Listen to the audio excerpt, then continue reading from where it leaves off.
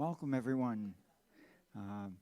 My name is Ronnie Orson, and I'm here to welcome you, and I'm the platform person today. I don't know where that came from, the platform person. I'm on the platform, but so anyway, I'm very pleased to welcome back Leora Cash and Jay Krebs.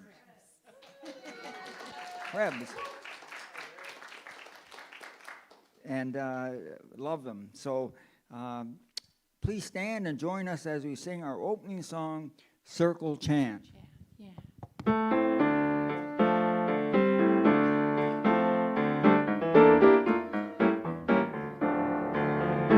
In this circle of love, in this circle of peace, in this circle of love, in this circle of peace, I feel our unity, love, sweet security.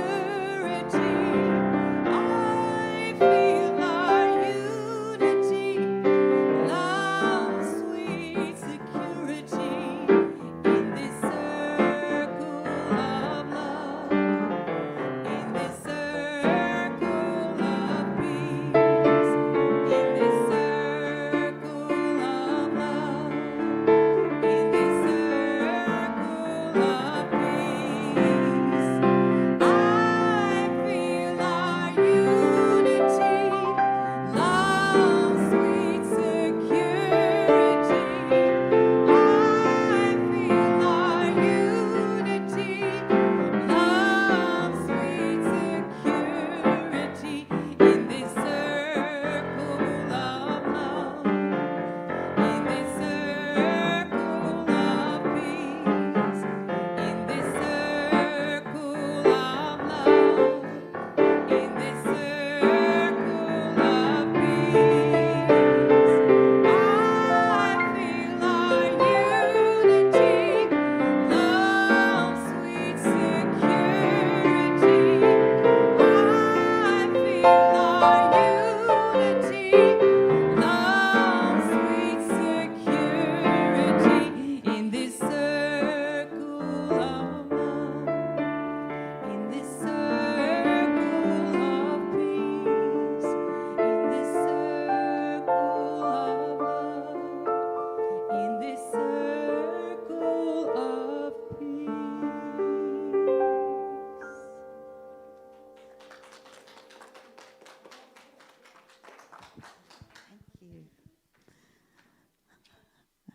Thank you, Leora. Thank you, Jay.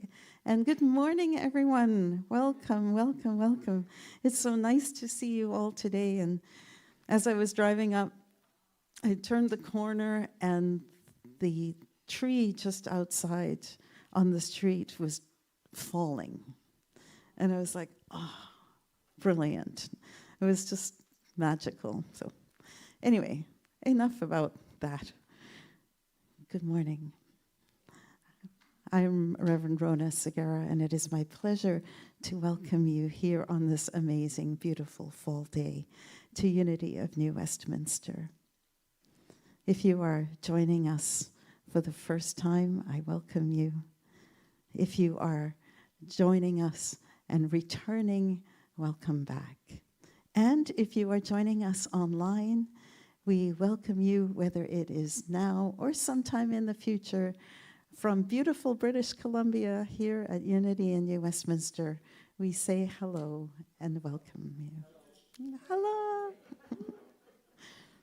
If you enjoy our program today, then please subscribe to our newsletter, subscribe to our channels, all of that stuff that help us get Unity's message out to the world. And what is our message? At Unity, we teach empowering ideas for full and abundant living. We draw on the teachings of Jesus, and we honor that there is wisdom to be found in faith traditions all over the planet. There's wisdom to be found in our life experiences, in story, in song, in music, in poetry. We recognize that wisdom is surrounding us if we choose to seek it. And we honor every person's right to choose their own life path, what some people call a spiritual path, because life and spirit, it's the same thing.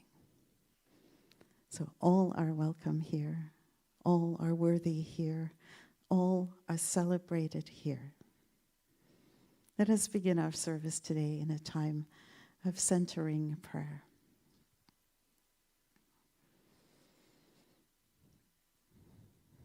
We begin by acknowledging with gratitude that we are on the traditional and ancestral home of the Kakite First Nation. And we are so grateful that we can join together in person on this beautiful land.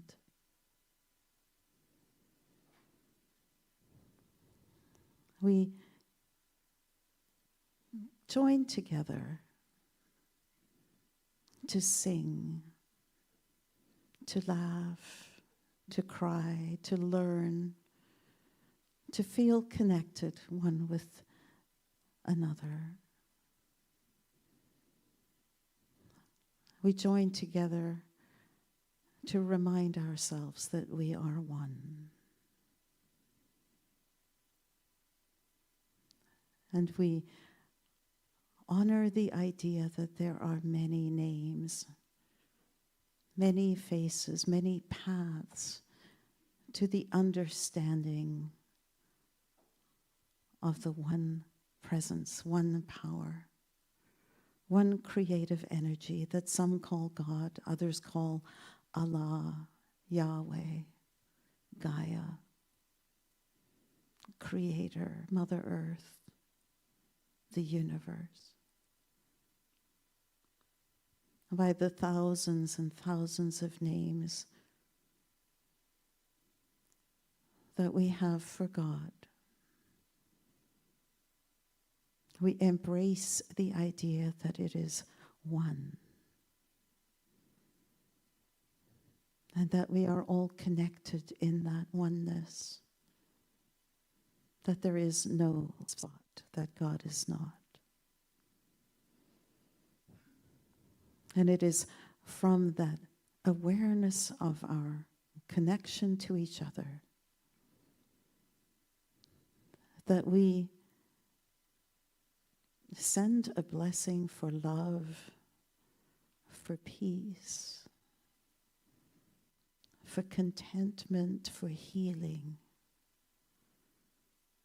for connection to every being on this planet, that they may know that they matter, that they belong, and that they are part of us.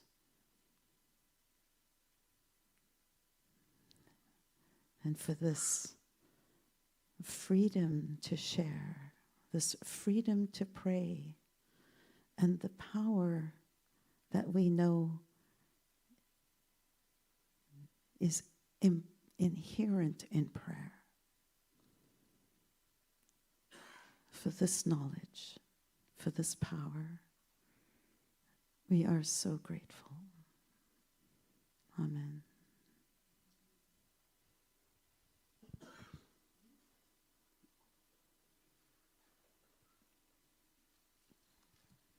Diane is going to read us a beautiful poem today.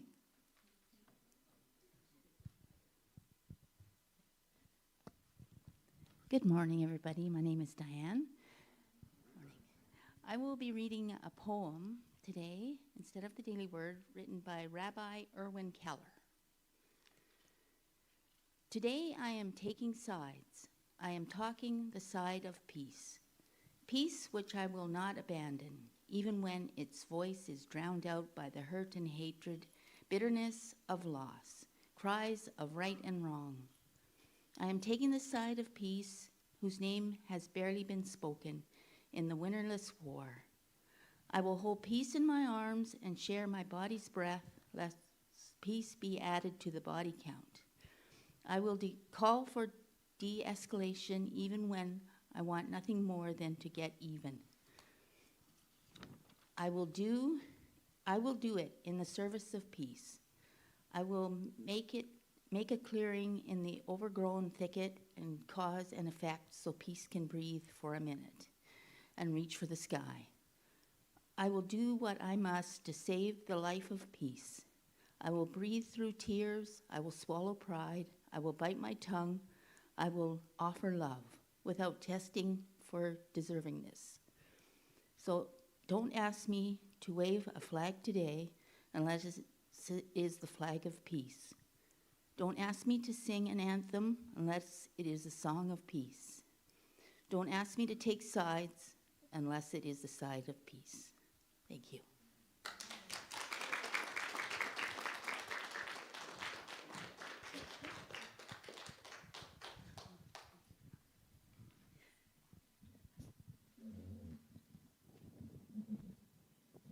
That's very powerful.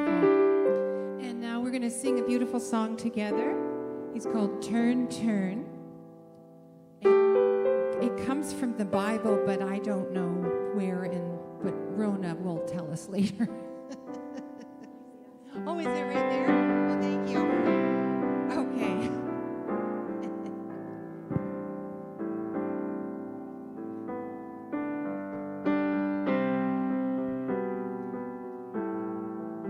To everything, turn, turn, turn. There is a season, turn, turn, turn. And a time for every purpose under heaven. A time to be born, a time to die, a time to plant, a time to reap, a time to kill, a time to heal, a time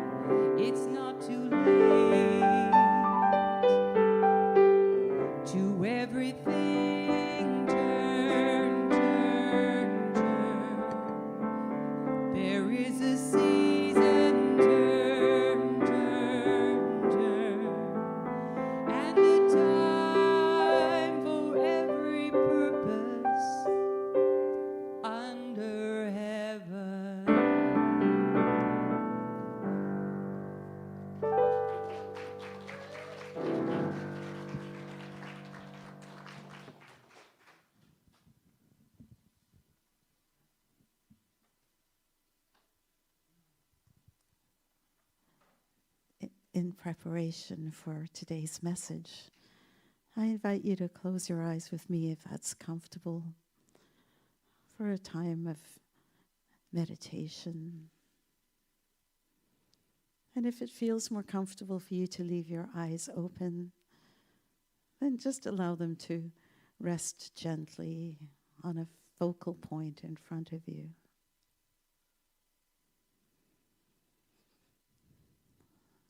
And become aware of your breath.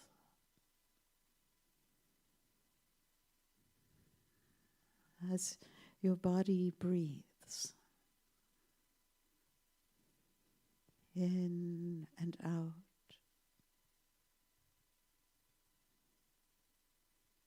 In a circle.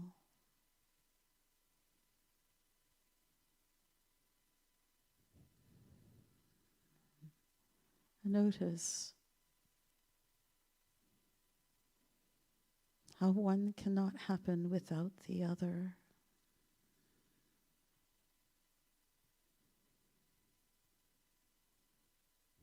And as we breathe in and breathe out,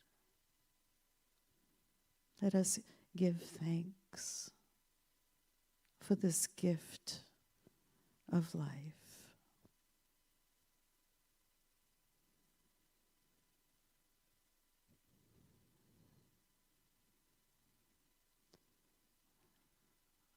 And in this place of thanksgiving, we gently bring our focus to our heart.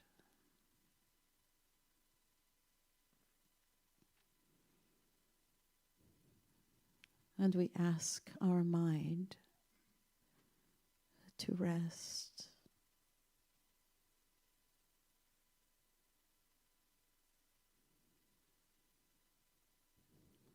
With thanks for the work that the mind does.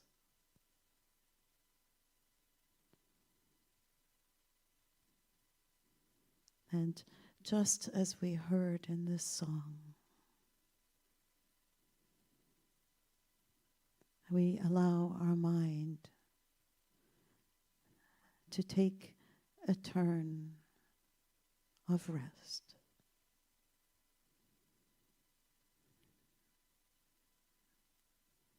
It is time for our heart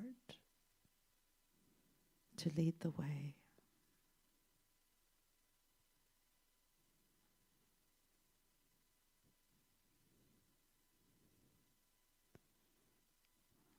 Imagine now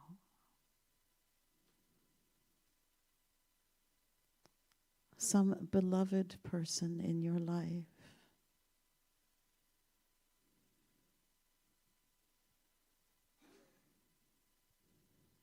A son, a daughter, a spouse, a mom, a dad,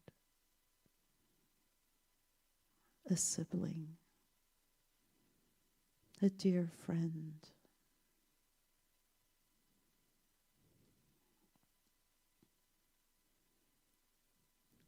And say these words mentally to them. May you be filled with loving kindness. May you be protected and safe.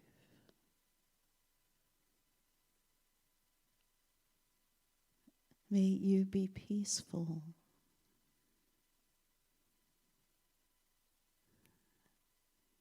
May you be happy.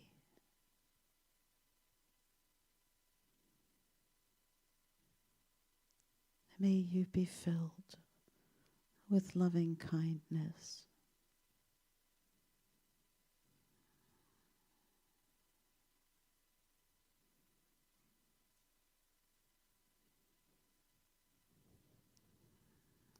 Now I invite you to think of someone who you consider to be helpless,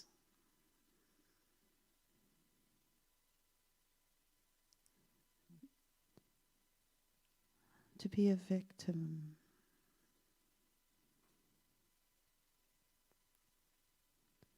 someone who you feel compassion for.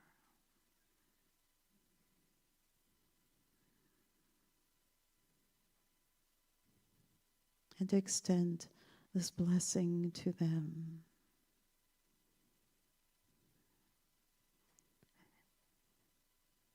May you be filled with loving kindness. May you be protected and safe. May you be peaceful.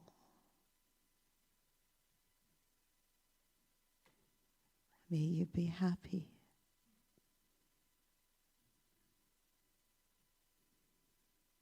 May you be filled with loving kindness.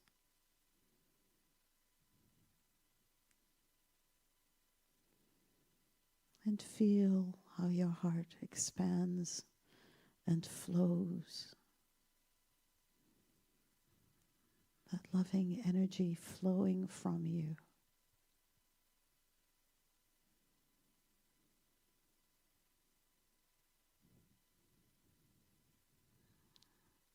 And now, bring to your imagination someone who you consider a tormentor, an aggressor,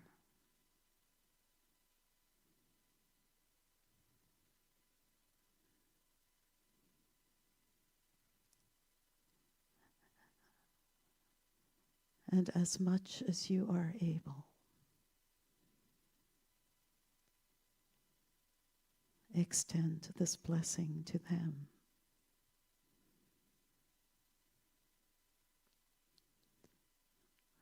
May you be filled with loving kindness. May you be protected and safe. May you be peaceful. May you be happy.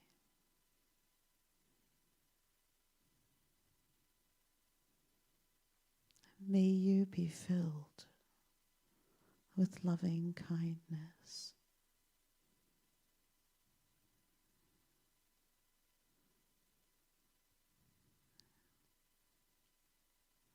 Notice the resistance, if you have any.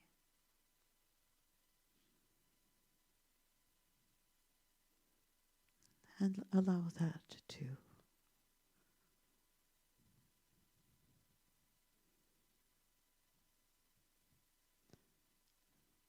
Because the final blessing is when we turn to ourselves.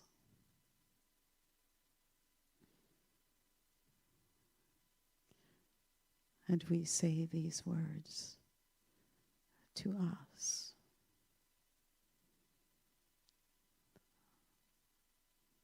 So find the part of you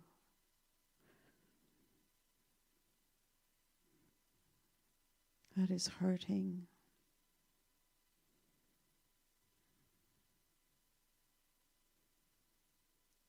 Find the part of you that is feeling whole.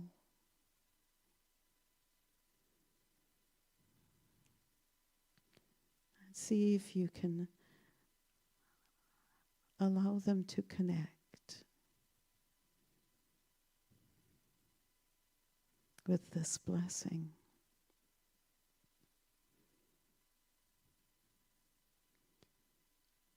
Reach out to yourself with these words.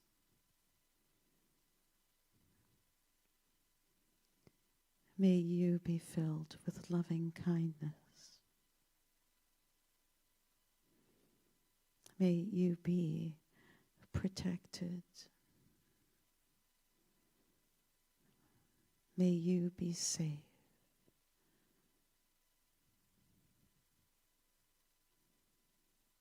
May you be peaceful.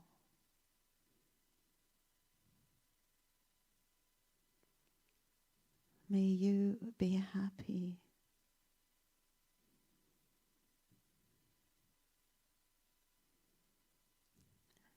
May you be filled with loving kindness.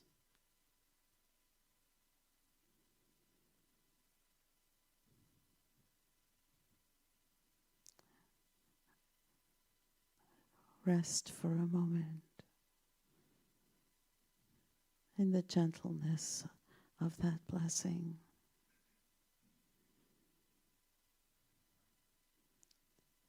May you be filled with loving kindness.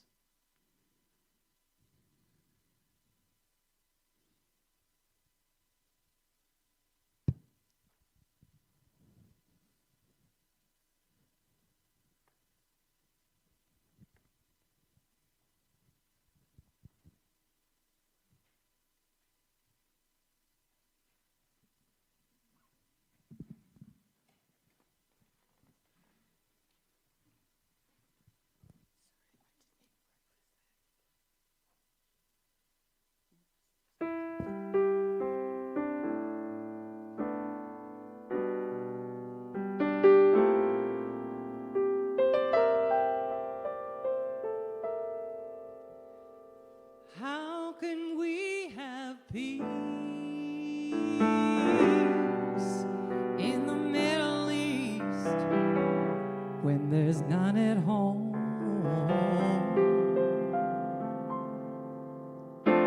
How can we have understanding in the land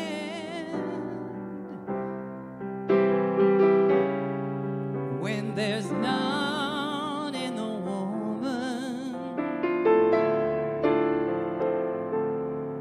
and there's none in the man?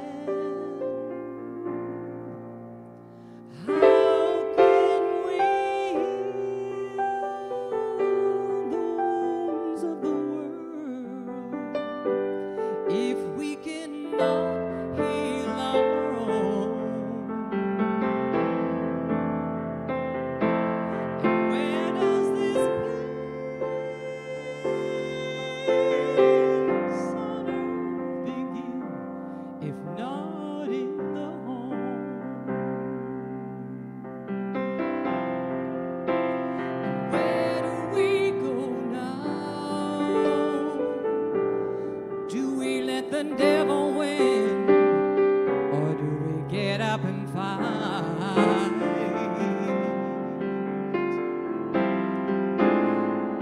Surely we know how to conquer all our fears, bring an end to the violence, bring an end to the tears. How can we heal the wounds of the world if we cannot heal our own?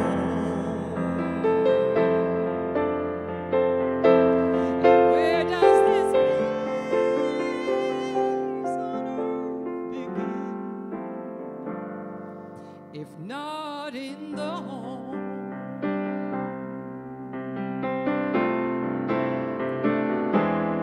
Well, there's too much talk about it, and too many walk without it.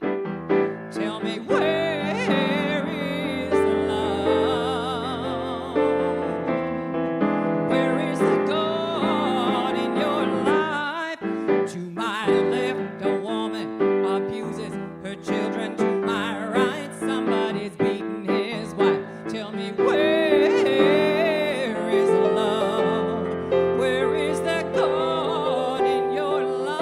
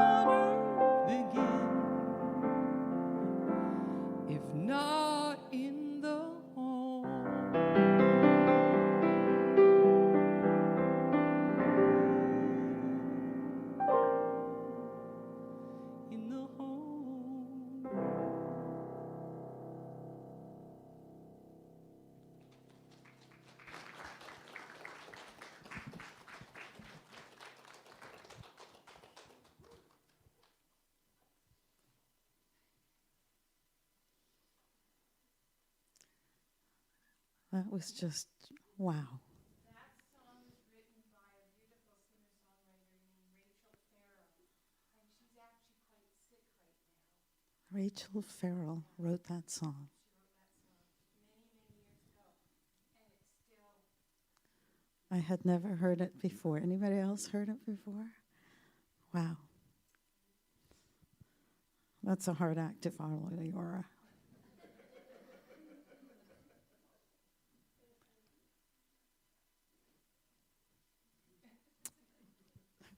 I don't even know. It's like, okay, everyone can just go home now.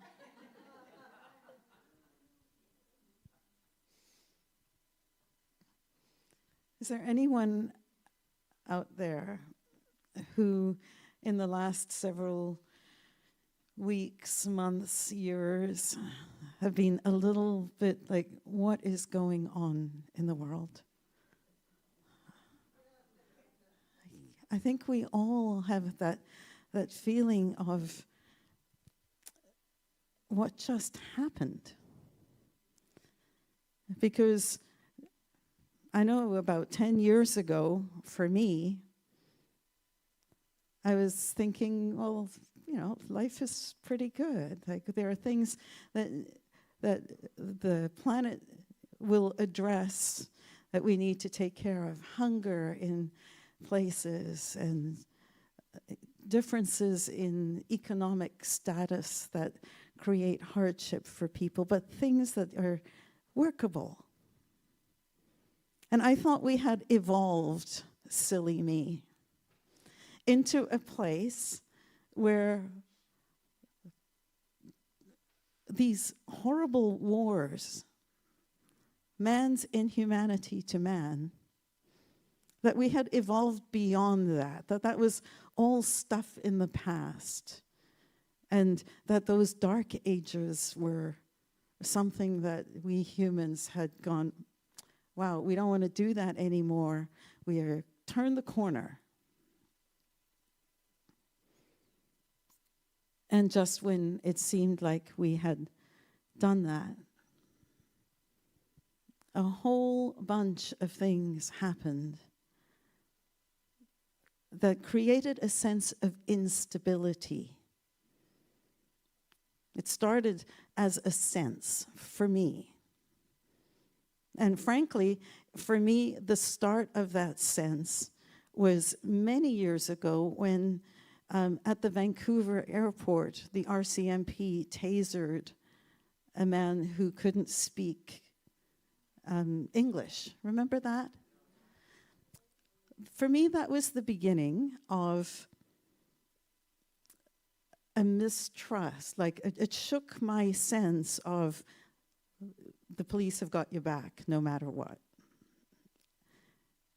And then I think, how privileged am I that it took me until that long to have that feeling, because there are some people who live with that from the time they were born.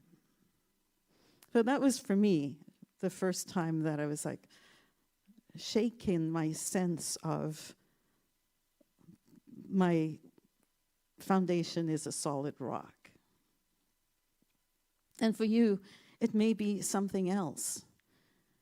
It may be something that happened before that, or it may be something that happened after that.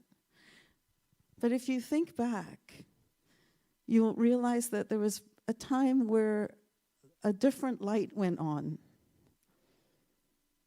And you started to realize that things didn't feel quite as solid as they used to. And over the planet,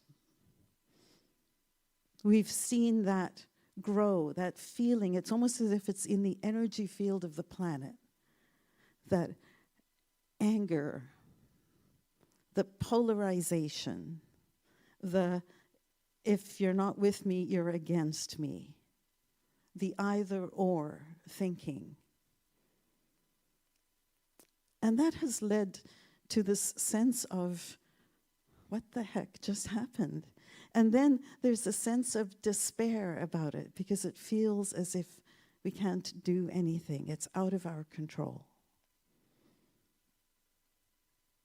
And we all long for that feeling of security again.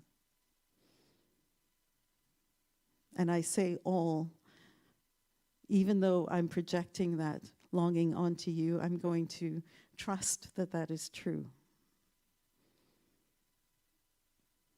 And so I want to share some ideas with you about where I think we are,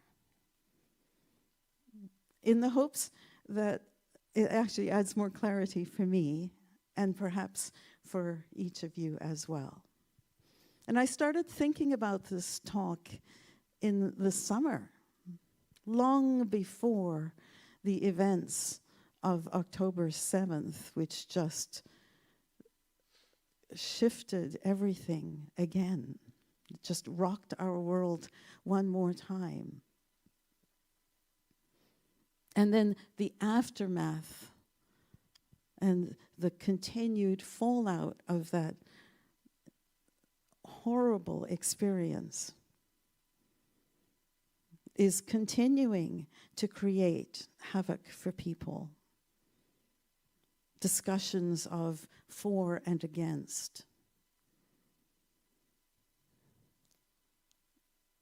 And I had originally thought of doing this on Remembrance Day, this talk, and these ideas that I've been having. And then I thought, no, Remembrance Day is about remembering the people who have suffered to get us here. And I think we could use today as a way of resetting and upholding the values that we say that they went to war for us for. And so here are a couple of concepts that I thought of. One is that history repeats. People have been at war and at peace and at war and at peace for as long as people have been around.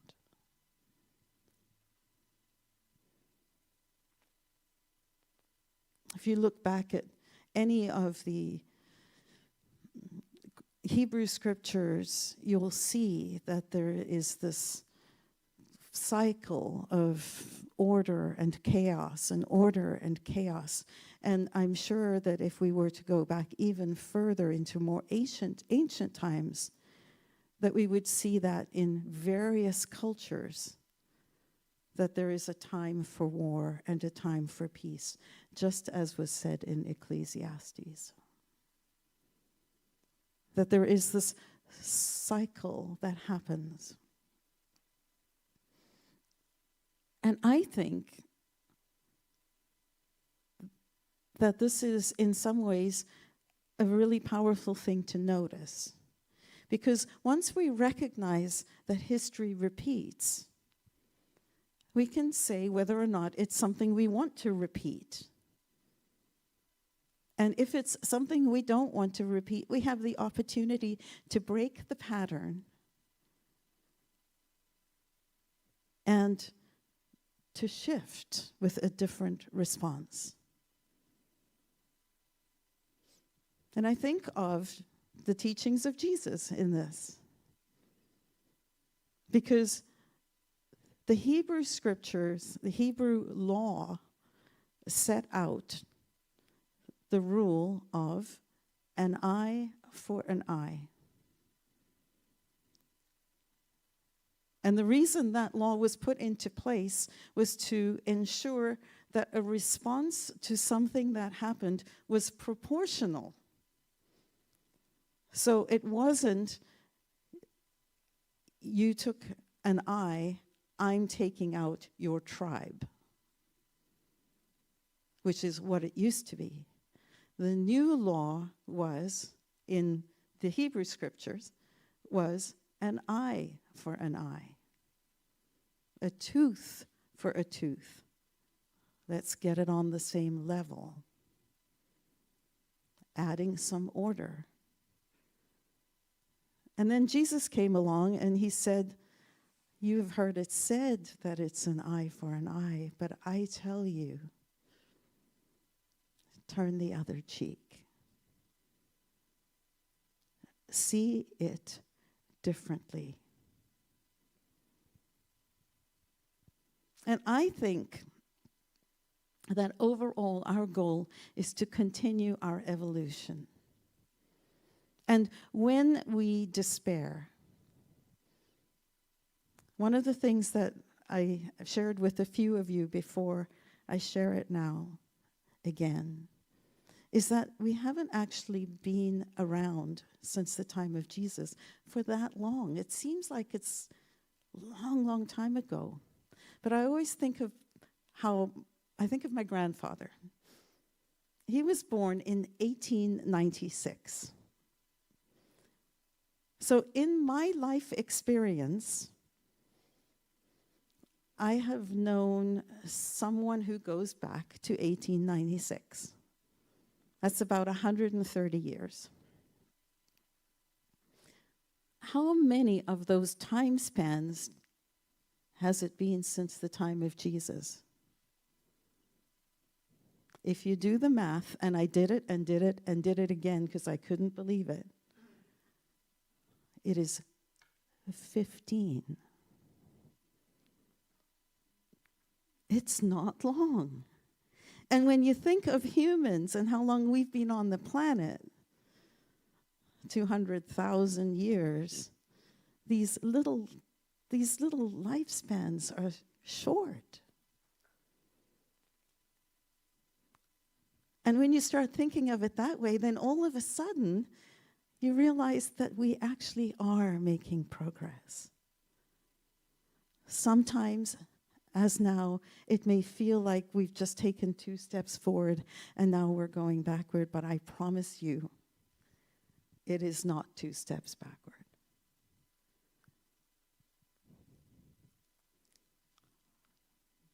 And yet, to break the patterns, it is helpful to recognize what they are.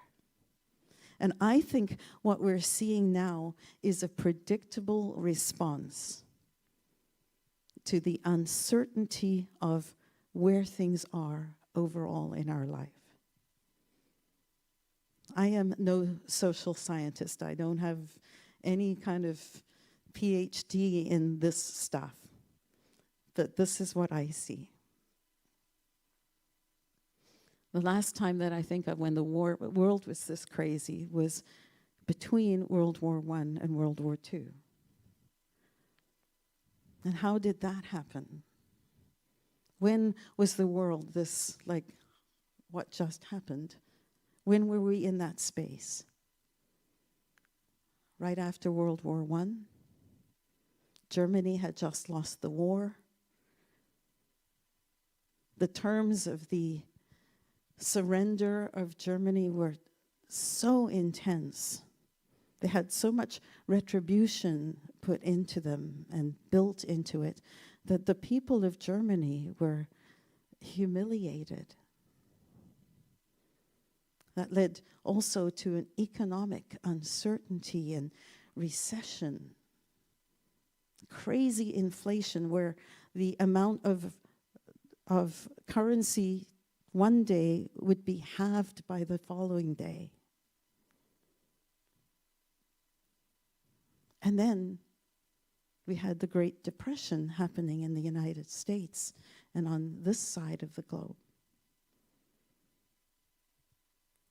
We had also just come through a worldwide pandemic.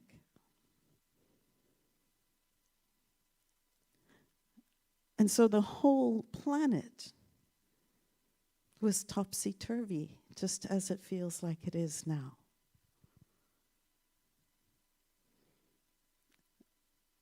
And the people of Germany particularly needed someone and something to blame. They were ripe for it. When we are in pain, do we not find that as well? That something hurts, and the easiest way to displace that hurt is to put it on somebody else? And so what happened is we discover when we read history that there were small factions who ended up with great power. Might there be a parallel right now? We see in the history propaganda that dehumanizes people, the other. Do we see a parallel right now? The naming, the blaming, the public discrediting of people, the shaming. Do you see a parallel now? And people made choices then to keep their families safe, even if it wasn't aligned with their values.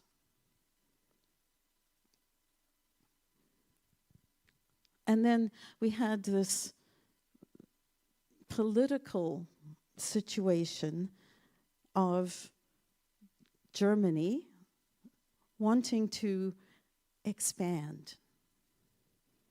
Expansion. Let's try and reclaim some of what we've lost and more. At the same time as the United States was saying, it's your business.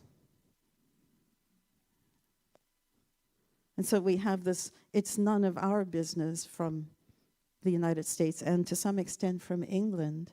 And then it's like not paying attention to what they're doing and the harm that they're doing as they annex Czechoslovakia and Austria. And along with this uncertainty, we see the growth of a right wing. We see the growth of, when things are uncertain, let's go back to the way it used to be, with rules,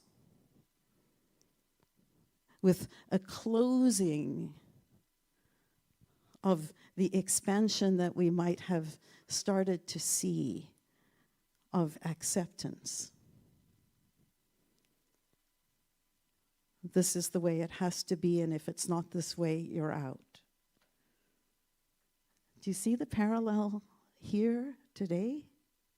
You see how now we're seeing people in various parts of the world moving into going back to traditional male-female relationships are the only way. Trans rights, gay rights, rights to abortion.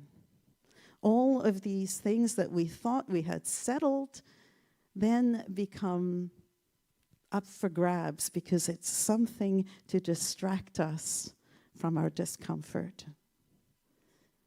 And we have a tendency then to go back to what we know, even though it's a small, small silo.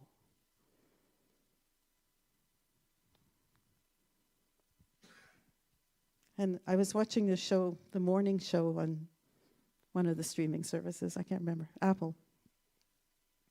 And one person says, and I quote, "Once you villainize someone, you have no choice but to go to war with them." And that hit me because it all comes down to the start of every single one of these conflicts starts with this idea of them being the villain, and therefore we have the right to go to war with them. It starts with dehumanization, where we put a label and we say, you are Muslim, therefore you are bad. You are Israeli, therefore you are bad. You are Jewish, you are Christian, you are right-wing Christian, you are liberal Christian, you are... Name any one of these labels. And And they're sticky labels. They don't matter. Nobody is born saying, I'm going to be Palestinian or Israeli. They're just here to be human.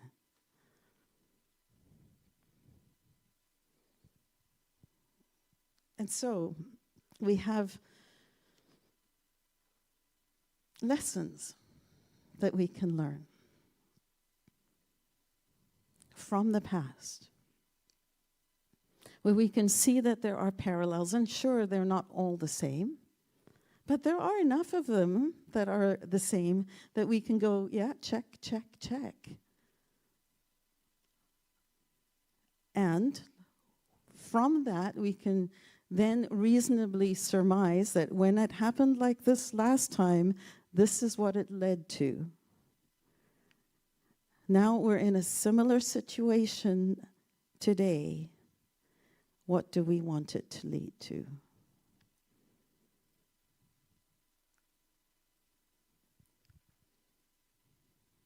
The parallels aren't all the same. But we have other challenges that take their place, like climate change. That loss of trust in our institutions, including the news, which we believed was just giving us the news, and then we discover that may not be so. But here's the third part. So I spoke about the parallels, and I spoke about us history repeating. The other part is that there are differences. And one of the differences that is so powerful, especially for us in Canada, is that if you look at that picture of the planet, I bet you in 1930, if you were to place a dot on people you know from parts of the planet, or people who were your neighbors who came from parts of the planet, it would probably be a pretty small circle. Where today, if you were to place on that map a pin dot for people you know from different parts of the planet, it would be scattered. Isn't that amazing? And in Canada, it is even more so. And whether or not you like or dislike our Prime Minister, the one thing he said, which I couldn't find the exact quote for when I went looking for it afterwards, but what he said was, in Canada, we walk with each other, beside each other in our pain, because we are neighbors. And if we can't be peaceful here in Canada, how can we expect peace to be anywhere else? And I think that there's so much power in realizing that when we know people, we don't see their labels as much. We see their peopleness. Not that that's a word, but I'm choosing to coin it. And so what I'd like us to consider, each one of us, is I'm talking about like the big picture. And that same picture applies to each one of us right here. That there are some things that we can guard against because we don't want it to be out there in the big world. Let's make sure that it's not in our worlds, in our homes, as Leora sang. So in times of uncertainty, it is helpful to know that we have a tendency, us humans, to return to silo thinking, where we expanded and allowed more in. Now we contract, and our boundaries become tighter. So watch for that. Watch for the times when your thinking is either or, rather than both and. There is pain on both sides of every conflict. Both and. Notice also how often we give power to a small faction. In the case of the Palestinian-Israeli conflict right now, we have a faction called Hamas that committed war crimes that led to Israel responding in a way that is killing innocent people. It's not all people who are Palestinian. It's not all people who are Israeli. These are small faction. It was a small faction that started it. But notice how often in our lives we allow a small faction to upset us. It's something we do all the time.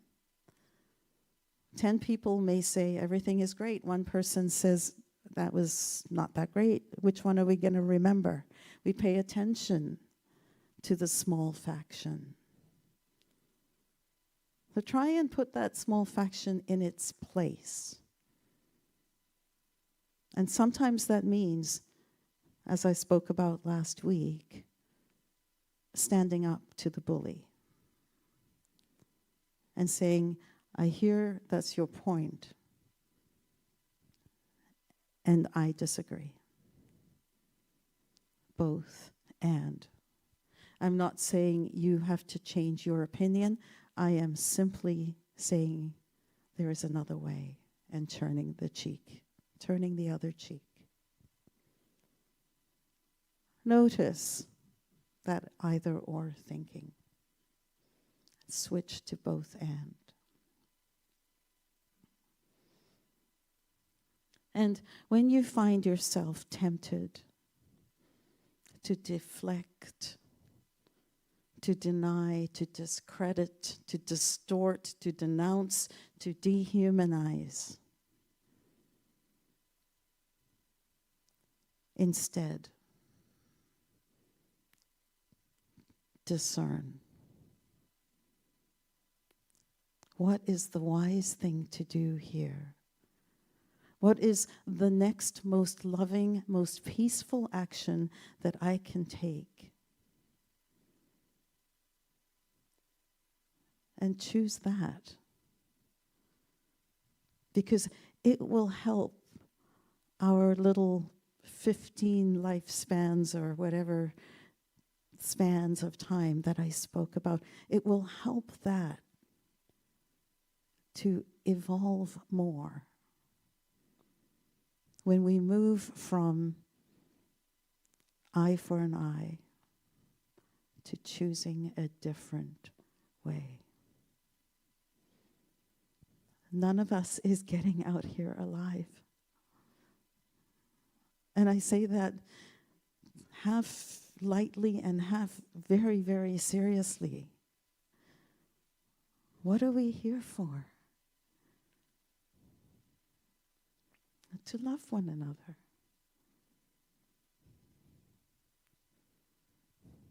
Let there be peace on earth. Pardon? And let it begin with me. So, Unity has a statement for peace. And I'm changing it and asking you all to look at it. Let me go to the next slide. There we go. Unity says, unity stands for peace. I'm going to ask you all just to read this quietly or out loud if you want. But taking a stand for peace. I stand for peace in the presence of conflict, for love in the presence of hatred, for forgiveness in the presence of injury. I stand for peace in my lifetime. Let there be peace on earth. Let it begin with me. And don't despair. We'll get through this. I bless you.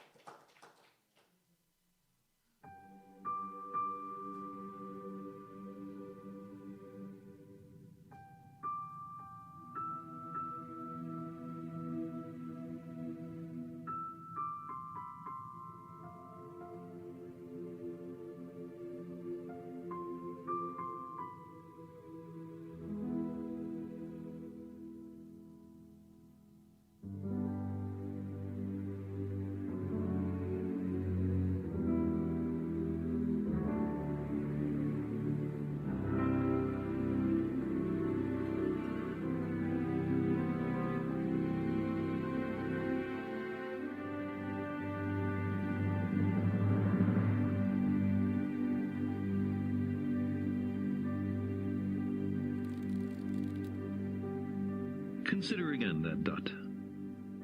That's here. That's home. That's us. On it, everyone you love, everyone you know, everyone you ever heard of, every human being who ever was, lived out their lives.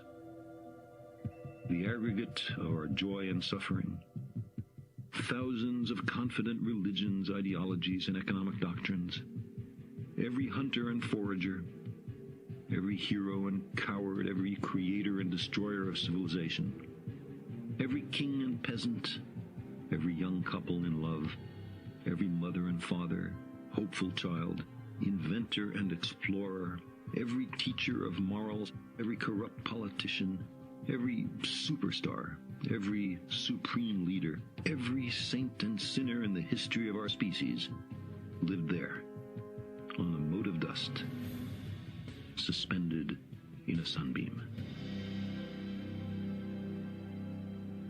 The Earth is a very small stage in a vast cosmic arena. Think of the rivers of blood spilled by all those generals and emperors, so that in glory and triumph they could become the momentary masters of a fraction of a dot.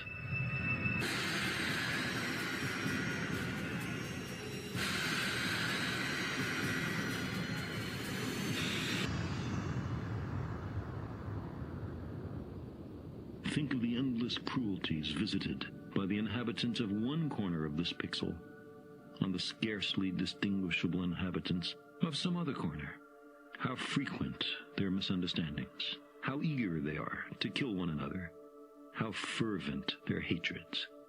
Our posturings, our imagined self-importance, the delusion that we have some privileged position in the universe, are challenged by this point of pale light.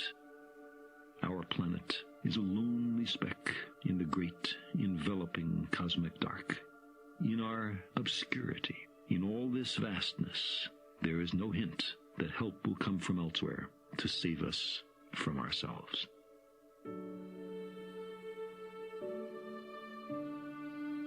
The Earth is the only world known so far to harbor life. There is nowhere else, at least in the near future, to which our species could migrate. Visit, Yes. Settle? Not yet.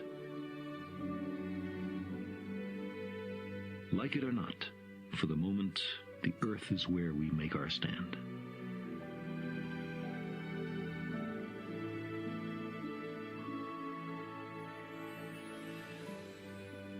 It has been said that astronomy is a humbling and character-building experience. There is perhaps no better demonstration of the folly of human conceits than this distant image of our tiny world. To me, it underscores our responsibility to deal more kindly with one another and to preserve and cherish the pale blue dot, the only home we've ever known.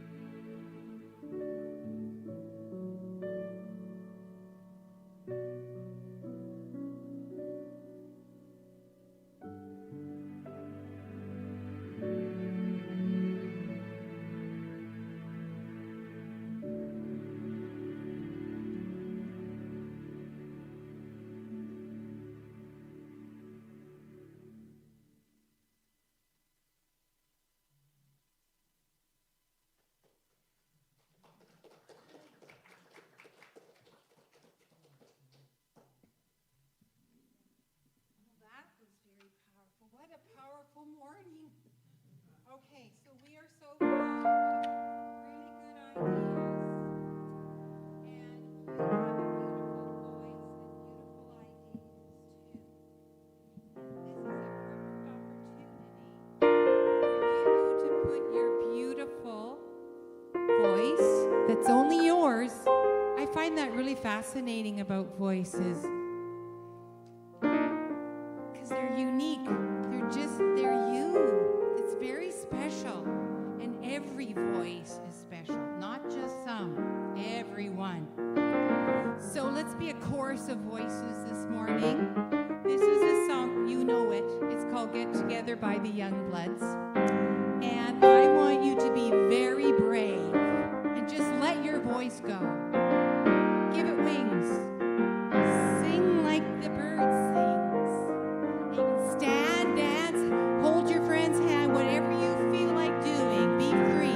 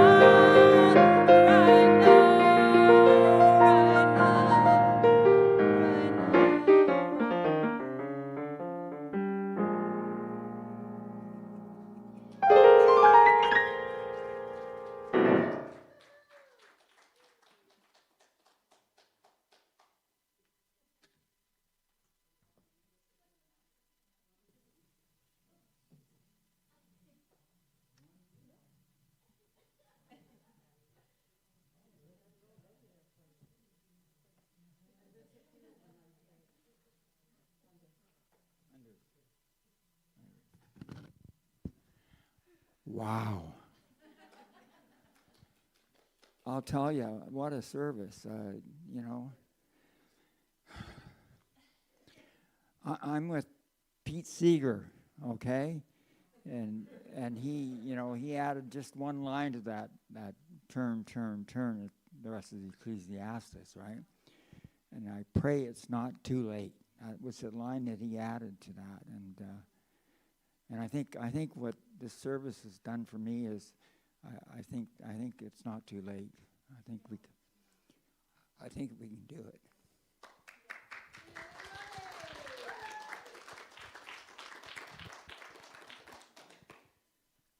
Okay, these are the announcements, I believe. Are you feeling nervous, concerned, or conflicted about our world? Stay after coffee day and share your thoughts with others. Each person will have an opportunity to speak, to listen, and to be heard. No fixing, no challenging, no talking sides, no right or wrong. This is a chance to communicate your care and to be supported by the care of others. We gather in the Canadian way, which is also the Unity way, in love, acceptance, and inclusion.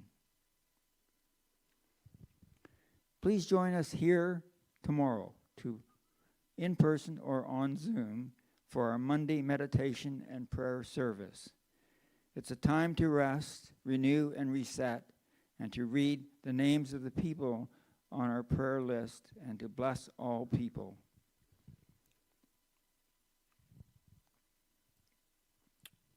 If you would like to add a name to the list, please fill in a prayer request and place it in the offering basket, or send us an email or submit a prayer request on our website.